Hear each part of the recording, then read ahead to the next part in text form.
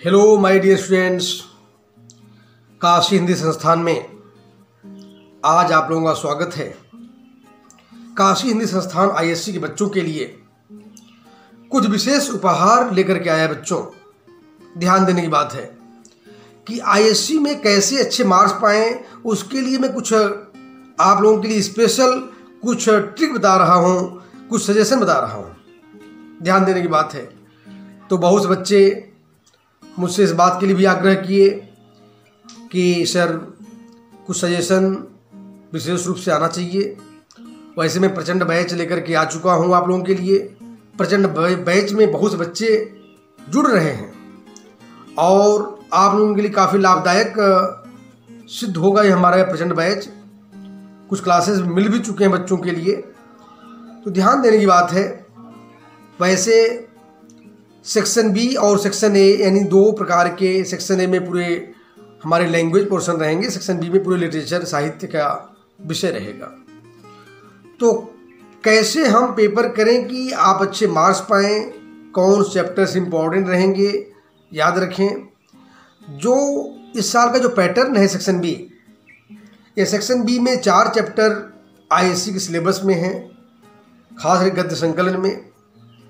तो बहुत ही महत्वपूर्ण 4 चैप्टर हैं वैसे, जैसे आउटसाइडर, क्या निराश हुआ जाए, भक्तिन, संस्कृत क्या है।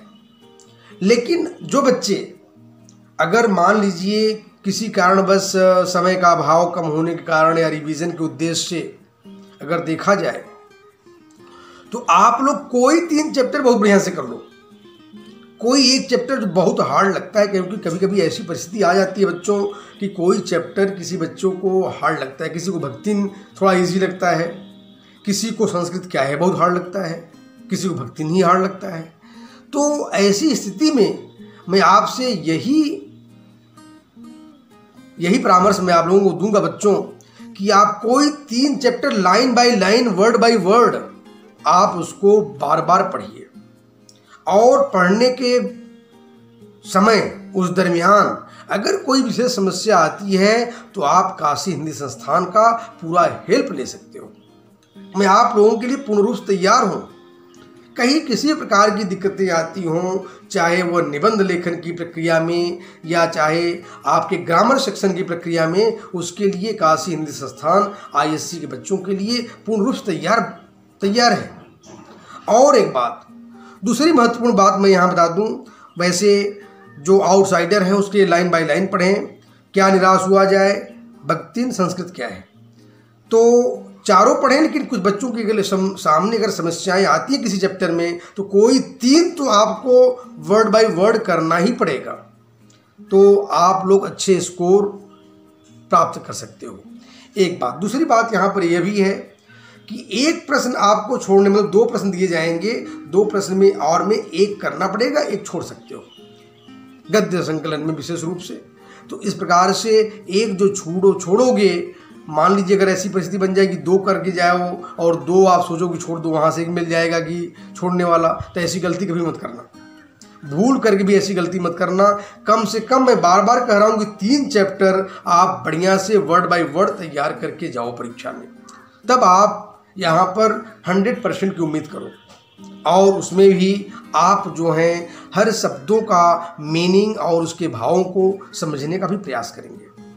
दूसरी बात, मैं दूसरी किताब की ओर में आ रहा हूँ। गद्य संकलन के बाद में आपकी काव्य मंजरी आपकी प्रतीक्षा कर रही है। काव्य मंजरी पुस्तक में याद रखें, यहाँ पर भी आईएससी ने 4 चैप्टर आप लोगों के लिए विशेष रूप से रखा है। ध्यान दें, 4 किताबें हैं यहाँ पर। 4 किताबों को आप लोगों को सुचारू रूप से करने की आवश्यकता है बच्चों।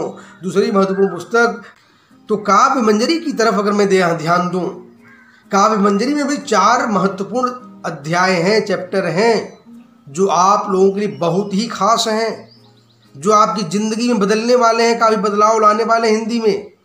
तो 4 चैप्टर कौन कौन से हैं, पहले ध्यान दीजिए। जो आईएससी के सेमेस्टर 2 में हैं, नदी के द्वीप, जाग तुझको दूर जाना है, उद्यमी नर और बादल को घिरते देखा है। अगर ये 4 चैप्टर महत्वपूर्ण हैं तो 4 में से यहाँ पर भी आप वही सेम फार्मूला अपना सकते हो। चार में से कोई एक चैप्टर जो बहुत हार्ड लगता हो, आपको बहुत लेंदी लगता हो, वहाँ पर आप उसको छोड़ सकते हो। लेकिन बाकी 3 चैप्टर वर्ड बाय वर्ड, यानी हर वाक्यों को उसको समझना होगा बहुत गहराई से, तब एक चैप्टर आप रिलैक्स प्राप्त कर सकते हो। जैसे अब नदी के द्वीप की बात करें, यह कविता पूरी प्रतीकात्मक है, आप यहाँ पर पूरा का पूरा मार्क्स प्राप्त कर सकते हो। इसलिए मैं तो यही कहूँगा, इसको मत छोड़ो। और इसके बाद जाग तुझको दूर जाना है, यह भी कविता प्रेरणादायक है, यानी मार्क को प्राप्त कराने वाली है आपको। तो यह भी कविता बहुत हार्ड नहीं है, बहुत टफ नहीं है। हाँ, इसमें कुछ आध्यात्मिक और प्रेम का पक्ष जरूर है। एक बात मैं और भी कह दूँ, एक स्पष्ट मैं आप लोगों को समझा दूँ, कुछ वर्कबुक भी बच्चों को मिसगाइड कर रहे हैं। आप लोग ऐसे, मैं तमाम वर्कबुक्स को देखा हूँ कि जो बच्चों को मिसगाइड करते हुए दिखलाई पड़े हैं। उसमें इस कविता में राष्ट्रीय चिंतन की बात करते हैं, इस कविता में राष्ट्रीय चिंतन है। मैंने तमाम शोध पत्रों का अध्ययन किया हूँ, तमाम वैसे महादेव वर्मा पर तमाम पुस्तकों में अध्ययन किया हूँ। इस कविता में कतई भी राष्ट्रीय चिंतन पक्ष का लेस मात्र प्रभाव नहीं है बच्चों। तो ऐसे वर्कबुक से बचें। यहाँ तक मैं कहता हूँ कि जो मैं क्लास में गाइड किया हूँ आप लोगों को, उसको आप लोग एग्ज़ाम में आईएससी में ज़रूर अपनाएं। वर्कबुक फॉलो न करें, क्योंकि जो मैं क्लास में आप लोगों को पढ़ाते समय या चैप्टर का एक्सप्लेनेशन करते समय पहले किया या बाद में किया, उसको ज़रूर देखें आप लोग। और ध्यान दें, जाग तुझको दूर जाना है आप लोग ज़रूर कर लेंगे बढ़िया से। अगर कोई डाउट्स आती है फिर आग्रह करेंगे, मैं वहाँ पर आप लोगों के लिए उपलब्ध रहूँगा बच्चों। और उद्यमी नर, ध्यान दो, उद्यमी नर भी कविता बहुत कठिन नहीं है, बहुत ही महत्वपूर्ण है। आप लोग बनाकर लिख सकते हो, और मेरे मैटर्स आप लोगों के लिए बहुत पर्याप्त मात्रा में यूट्यूब पर मैं दे चुका हूँ। तो शायद ये तीनों चैप्टर आप बढ़िया से कर लो। चौथा चैप्टर बादल को घिरते देखा है, ये अभी मैं यूट्यूब पर छोड़ चुका हूँ, लेकिन कुछ बच्चे बता रहे थे सर बहुत लेंदी चैप्टर है थोड़ा सा। तो भाई आप कोई एक पोएम अगर छोड़ दोगे तो उससे आपके बाल भी बांके नहीं होंगे, यानी आप एकदम पूर्ण रूप से आप बढ़िया कर सकते हो। क्योंकि आईएससी की जब रिवीजन में आते हो बच्चों, जहाँ एग्जामिनेशन जब चलता रहता है, एक दिन की छुट्टी है मान लीजिए जिन बच्चों के लिए, वैसे आप लोगों के लिए भाग्यशाली हो, यहाँ लंबे छुट्टियाँ मिली आप लोगों के लिए, हिंदी में काफ़ी अच्छा रिवीजन कर सकते हो। यानी तब के लिए मैं बता रहा हूँ कि जिन बच्चों को कभी किसी एग्ज़ाम में एक आध छुट्टी मिलती है, तो उसके लिए मैं बता रहा हूँ कि आप कैसे रिवीजन करें। तो यहाँ पर बादल को घिरते देखा है भी कर सकते हो, लेकिन अगर 3 बढ़िया से कर लो तो काम चल सकता है, आप यहाँ भी फुल मार्क्स प्राप्त कर सकते हो। यानी आपकी तैयारी ऐसी रखनी है, फुल में फुल, 40 में 40 प्राप्त करना है, तब आप आईएससी में बेस्ट ऑफ 4 जो है वो आपको ऊंचाइयों तक, उपलब्धियों तक पहुँचाएगा, जिसकी कल्पना और जिसका स्वप्न लेकर के आप आगे बढ़ रहे हो बच्चों। तीसरी पुस्तक में मैं बात करने जा रहा हूँ, यहाँ पर अपना विचार आईएससी के बच्चों के लिए दे दूँ। तीसरी महत्वपूर्ण पुस्तक सारा आकाश। सारा आकाश में पूरा उत्तरार्ध है बच्चों, उत्तरार्ध के 10 चैप्टर। यहाँ पर कोई कटौती नहीं मैं करूँगा, यहाँ पर आप लोग पूरे पढ़ें, बार बार पढ़ें। हाँ, डाउट्स है तो उसको ज़रूर अच्छे करें, लेकिन हाँ एक बात ज़रूर है कि चैप्टर का जो प्रभाव है, लगभग 6 तक जो बच्चे पढ़ेंगे वहाँ पर एक प्रश्न मिलने की संभावना रहेगी।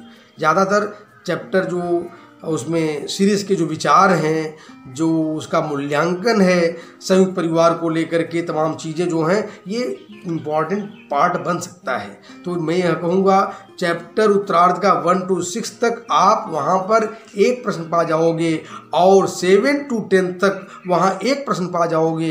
इस तरीके से 2 में से एक ही करना है।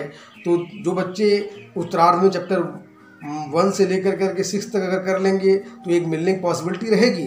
लेकिन मैं तो यहाँ पर यही एडवाइस दूंगा, क्योंकि आप तभी परिपूर्ण सारा आकाश उपन्यास में होंगे जब आप पूरा उत्तरार्ध का चैप्टर 1 to 10 ही पढ़ डालो, आप बढ़िया करोगे।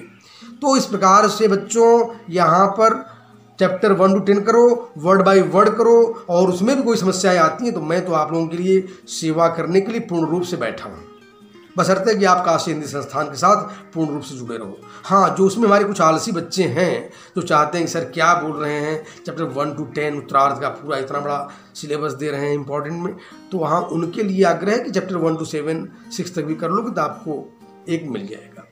तो अब मैं अगली किताब आषाढ़ के एक दिन पर आ रहा हूँ। आषाढ़ के एक दिन में बच्चों याद रखें 2 खंड, यानी द्वितीय जो खंड है, तृतीय खंड है, एक खंड तो आपके लिए एग्जाम में आ चुका था, यानी सेमेस्टर 1 में, आपके सेमेस्टर 2 में यानी द्वितीय खंड और तृतीय खंड है। तो ऐसे में बाकी जो दोनों खंड हैं उसको पूरा पढ़ लें। लेकिन हाँ, एक बात जान लो, अगर 2 प्रश्न में से एक करना है, एक की तैयारी करनी है, जिसकी लिखना है, तो एक खंड, यानी वैसे तीसरा खंड बहुत महत्वपूर्ण है। जो इस साल बच्चे एग्ज़ाम देंगे सेमेस्टर 2 के लिए, तीसरा खंड भी अगर बच्चे कर लें तो एक प्रश्न वहाँ से आना लगभग अनिवार्य है। तो आप 2 और 3 खंडों में से एक जरूर कर लेना इसमें से।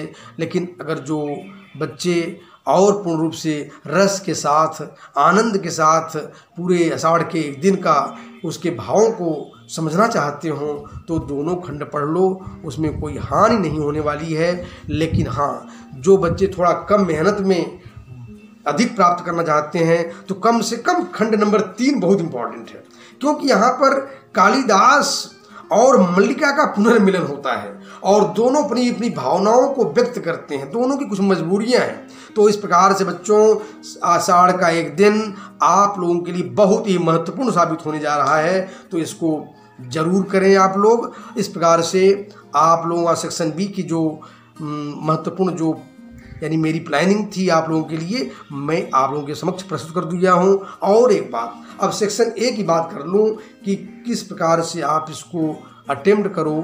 ध्यान दो, यहाँ पर भी आप एक ऐसे रोजाना अगर नहीं पढ़ सकते हो तो सप्ताह में 3 ऐसे अपनी किताबों से जरूर पढ़ो, 2 ऐसे जरूर पढ़ो कम से कम। आप अगर वहाँ से ऐसे पढ़ने की प्रैक्टिस बनी रहेगी, वैसे एक ऐसे कम से कम प्रतिदिन आईएससी के बच्चों को पढ़ना चाहिए। अगर अच्छा एसेइस्ट या अच्छा निबंध लिखने की शैली अगर आप में लानी है, क्योंकि मैं देखता हूँ, बार बार मैं कहता हूँ कि ऐसे लिखने की कला हजारों में एकाक बच्चों में ही होती है जो 12 में 12 पाएंगे या 15 पाते हैं। तो आप लोगों के लिए 12 मार्क्स का ऐसे है, तो 12 में 12 पाने के लिए अभी से भी समय है।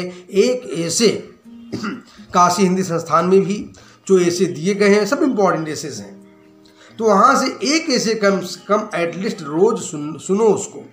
आप, मैं कहता हूँ, फिजिक्स की तैयारी करते रहो, जो कॉमर्स के स्टूडेंट हैं अपना अकाउंट्स तैयारी करते रहें, उसी में आनंद की अनुभूति लेते हुए आप एक ऐसे पढ़ते रहो, एक ऐसे वहाँ से सुन लो।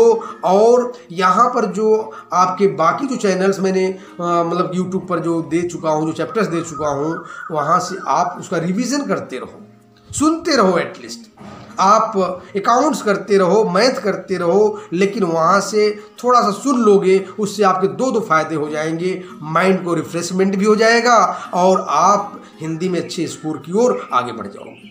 तो ठीक है बच्चों, आज की कक्षा मैं यहीं पर समाप्त करना चाहता हूँ और आप बढ़िया ढंग से अपनी तैयारी करते रहें और आप लोगों को समय समय पर मोटिवेट करता रहूँगा और आप लोग अच्छे मार्क्स अवश्य पाएँ।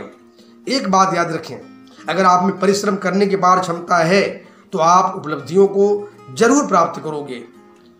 सारा आकाश की 2 पंक्तियां मुझे याद आ रही हैं। सेनानी तुम, यानी हमारे आईसी के बच्चे इस समय सेनानी हैं, युद्धस्थल में तुम लोग जाने वाले हो, यानी आप बस अप्रैल 25-26 तारीख से अब आप लोग लड़ाई के मैदान कूदने वाले ही हो, यानी आपके सामने पूरा महाभारत का संग्राम उपस्थित है, सामने मैदान है और आप अपने तैयारी के साथ कुरुक्षेत्र के मैदान में आप पूरी तैयारी के साथ जुड़ो।